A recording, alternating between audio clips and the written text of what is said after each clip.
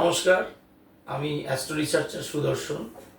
আমার পরবর্তী live video নিয়ে এলাম আপনাদের কাছে।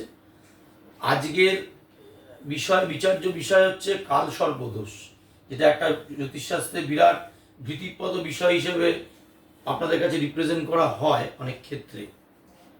তো প্রথমে কাল সর্পদোষ জানতে গেলে আমাদের একটু রাহুকেতুর বিষয় জানাটা প্রয়োজন, কারণ রাহুকেতুর অ্যাক্সেসের মধ্যে সব গ্রহ থাকলে তাকে কাল সর্পদোষ বলা হয়, এরকম প্রিটেন্ড করা হয়।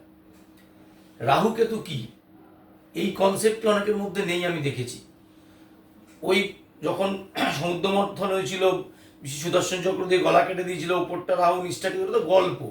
সাইন্টিফিক বেসটা কি আপনারা আগে জানুন।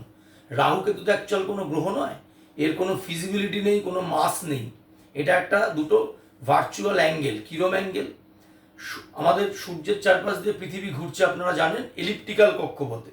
তো এই এলিপ্টিক্যাল কক্ষপথ আপনি যারা ভার্চুয়াল দাগ কাটেন, একটা ডিম্বাকৃতি দাগ পাবেন। আবার পৃথিবীর পাশ দিয়ে একটা নির্দিষ্ট অ্যাঙ্গেলে চন্দ্র ঘুরছে। চন্দ্র, পৃথিবী ঘুরন্ত চন্দ্রকে নিয়ে সূর্যকে ঘুরছে। তাহলে কল্পনা করুন, পৃথিবীর কক্ষপথ ধরুন এরকম আঁকছি এলিপ্টিক্যাল, চন্দ্রের কক্ষপথ এরকম আঁকছি। তাহলে দুটো কক্ষপথ ভার্চুয়ালি যে দুটো পয়েন্টে টাচ করেছে, this two virtual angles in zodiac are call Rahu and Ketu. এর কোনো ফিজিক্যাল এক্সিস্টেন্স নেই। এটা ফার্স্টে বুঝতে হবে আপনাকে। কাল সর্পদোষ আদৌ কতটা ক্ষতিকর, না কাল সর্পদোষ আদৌ আছে, থাকলে কি হতে পারে, এটা বোঝার জন্য এবার কাল সর্পদোষ নিয়ে ডিটেল আলোচনার জন্য অপেক্ষা করতে থাকুন। পরের ভিডিওতেই আমি আসছি বলার জন্য। নমস্কার, ভালো থাকবেন।